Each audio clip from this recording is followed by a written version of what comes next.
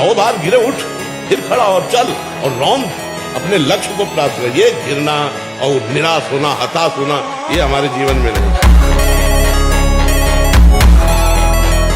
बस जिद्दी स्वभाव चाहिए, यहाँ जिद्दी स्वभाव चाहिए। जीवन में देखा है, जहां कहीं भय, जहां कहीं परास्त होने की बात मन ने खड़ी की है, वही अब कर परास्त हर तरह से देखा है, गिरफ्त निकल गया।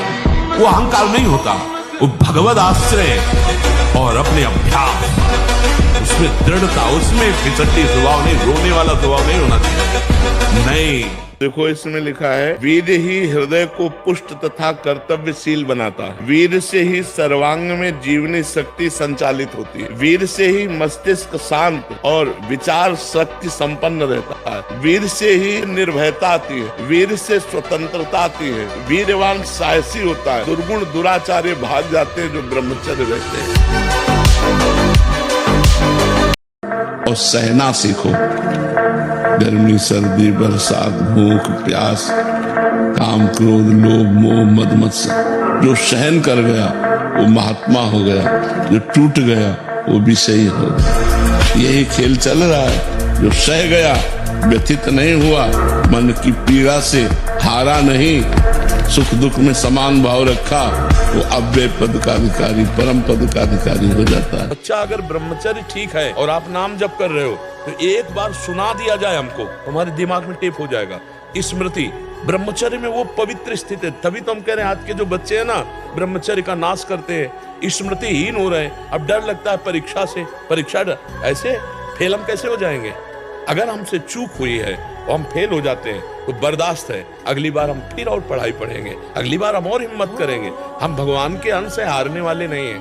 भयानक हृदय रोग, हृदय का कमजोर हो जाना, जरा सी बात में घबराहट पैदा होना, डर जाना, उत्साहहीन हो जाना, है क्या बात है, एकदम कोई बात नहीं, बेमतलब कल्पना में, पर ये आपके ब्रह्मचर्य नाश का लक्षण है। मस्तिष्क में बिजली की तरह इसका प्रभाव पड़ता है ब्रह्मचर्य नाश का, एकदम क्षीण करता चला जाता है। याददाश्त नष्ट हो जाना, शरीर में एक अजीब सी पीड़ा होना, खाली खालीपन महसूस होना, सुबुद्धि का पूर्ण रूप से ह्रास हो जाना, प्रतिभा न रह जाना, तेज न रह जाना, उत्साह न रह जाना और पागल सा व्यवहार होना, ये शुरू हो जाता है ब्रह्मचर्य नाश से।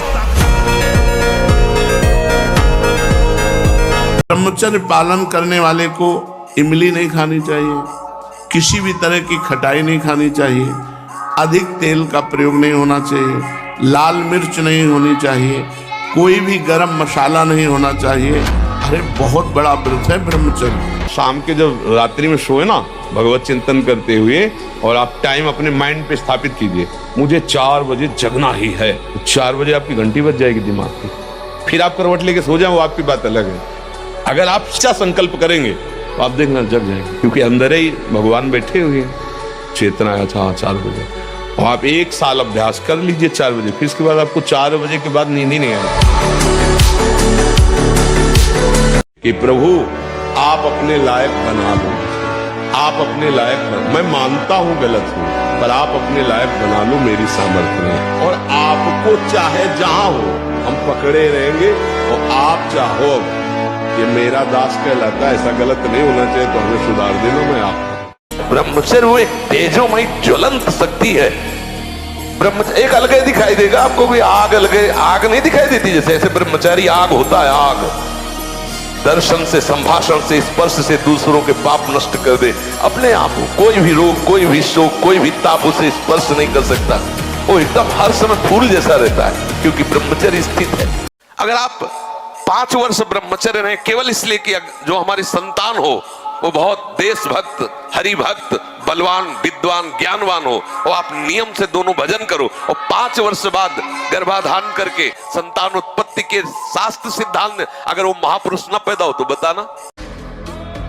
अपने पास ऐसे भी लोग आए हैं जो एक 24 घंटे में 7 बार धातु का चरण करते हैं। हालत ये हो गई, ना आंख में चश्मा काम कर रहा है, ना भोजन पचाने के लिए आंख काम कर रही, हर तरह से वो नष्ट होते चले जा रहे। अब ये खिलवाड़ यदि जीवन में करोगे, फिर इसके बाद आप कोई उपाय ढूंढोगे, तो क्या उपाय है? आपकी 12-13 वर्ष की अवस्था है, उस अवस्था से आप ऐसा निंदनीय कार्य कर रहे हैं तो आप अपने जीवन का नाश कर रहे हैं।